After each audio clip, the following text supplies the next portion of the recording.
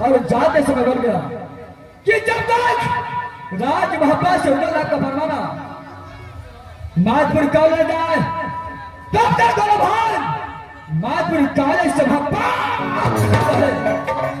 अगर जिस दिन अगर बिना आदर को माधपुर कॉलेज से भापा आया तो सर भर का आज 12 वर्ष गुजर चुका है। न जाने कैसा मेरा माँ पिता प्रेम का चंडाल हो गया है जो अभी तक न चखे न पलटा। इस समय ये दिलजीत कुमार राज के राजमाधुर कॉलेज छाने में लेट करता है। मैं आवाज लगाता हूँ, अगर मेरा आवाजों पर मेरा छोटे भाई दिलजीत आ गया तो दोनों भाई मिल करके माधुर कॉलेज पर सबसे पहले मैं दिलजीत को बुलाता हूँ, उसका नाम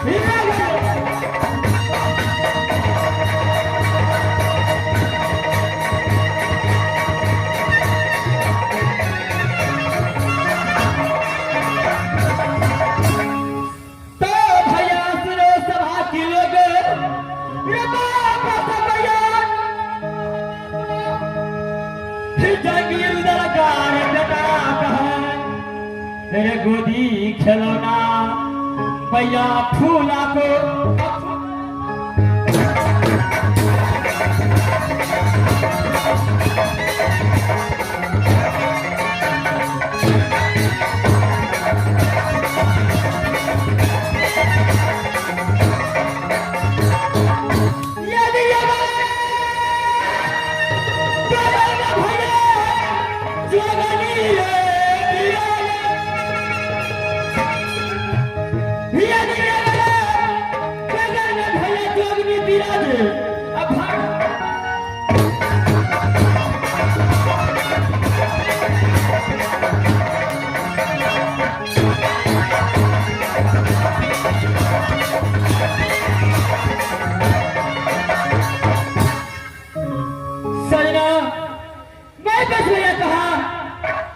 बापा को जो बेटा कहलाता जंगीर दल को तो गोदी खड़ जो मुझसे बड़े भाई को नाम इंदल कुमार पढ़ता है तो खुद नाम इंद्रजीत पढ़ता है। एक समय की बात है जब राज मोहब्बा के अंदर बड़े भैया ने पैदा लिया। बड़े भैया 10 साल का था और मैं 5 साल का। तो प्रेम का चंडाल पिताजी ने नाम लिखा दिया, कहा तू हिम्मतपुर कॉलेज। जाते जाते समय बोला कि देखो बेटा इंद्रजीत, तेरे कान खोल कर सुन ले, जब तक मोहब्बत से गुरुदेव नाम का परवाना नहीं जाए तब तक तुम दोनों भाई मोहब्बत आ नहीं सकता। जिस दिन बिना ऑर्डर पे मोहब्बत वापस आ गया, रे सरकार के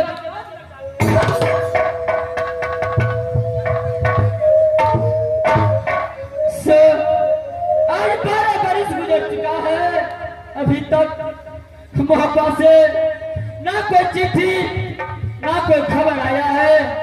इस समय मैं अपने बड़े भैया के पास चलता हूँ, जो होगा देखा जाएगा।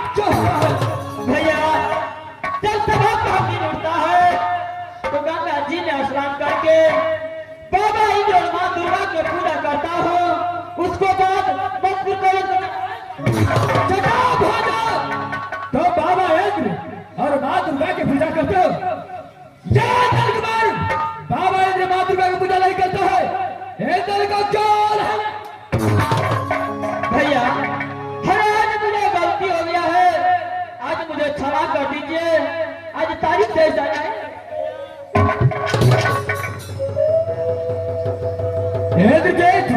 बोलिए भैया। छोटा भाई है, बड़े भाई का कर्तव्य होता है कि छोटे भाई कितने भी गलती कर दे उसे भैया आज हमारे बाप कर दिया, लेकिन अगर दूसरे से गलती हो तो कदापि आज से गलती नहीं होगी भैया। बोलिए भैया। ये समय टैलेंट का वक्त ले चुका है।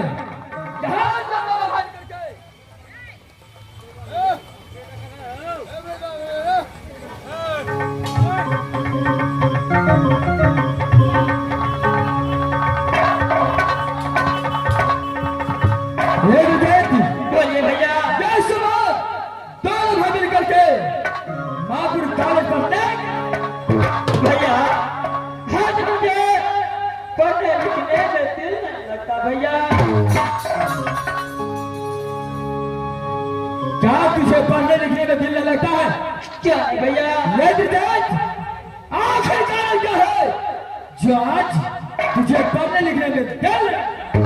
भैया आज मुझे मेरी माँ को बहुत याद आता है भैया।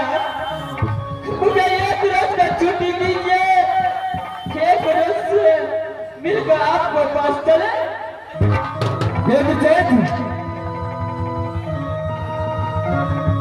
यह बात तू तो अच्छी तरह से जानता है कि प्रेम का जो नाम है चाचा जी, चाचा का प्रतिज्ञा है कि जब तक आज मोहब्बत से रुदल नाम का बाबा नागपुर कॉलेज जाए तब तक दोनों भाई में से कोई याद नहीं सकते।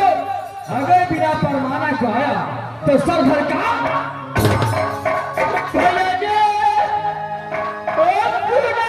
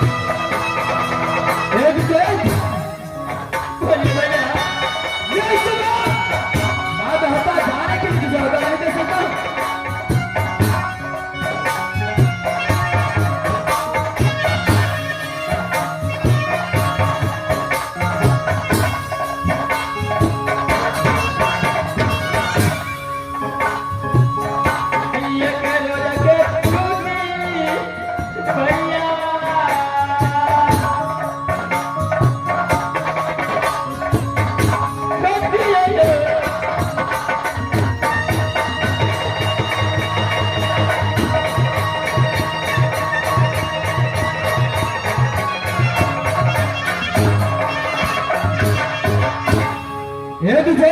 बोलिए भैया। बार बार कहता हो कि महापा का नाम भूल जा, फिर महापा करता रहता है। कान को सुनो, अगर मेरा छोटा भाई नहीं रहता, अगर मेरा छोटा भाई नहीं रहता तो तोला चमेटा मारता चमकता देता।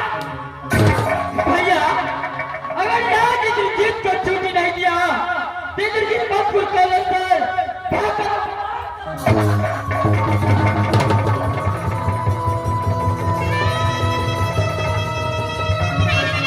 लेकिन जेठ बोलिए भैया। तुझे मालूम नहीं मेरा बिना चाचा को ऑर्डर से गया तो चाचा लक्ष्मी राज मोहब्बत के अंदर प्राण नहीं बचने देगा। लेकिन जेठ बोलिए भैया। जैसा माँ पिता तेरे राज मोहब्बत के अंदर है वैसा ही माँ पिता ये दलकबार का भी है, लेकिन चाचा को डर से मोहब्बत को नाम तक जेठ बोलिए भैया। अब तूने बिना ऑर्डर के गया और चाचा उधर सिंह को पता चल गया तू कदापि जिंदा नहीं छोड़ेगा। भैया अरे इस बातों को पता पिताजी को नहीं लगा भैया। बाबुआरा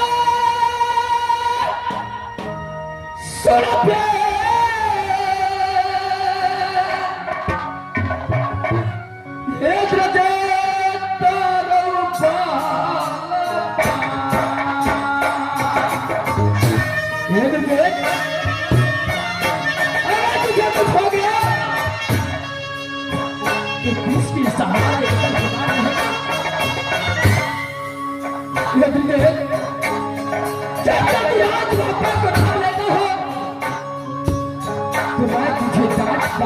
कर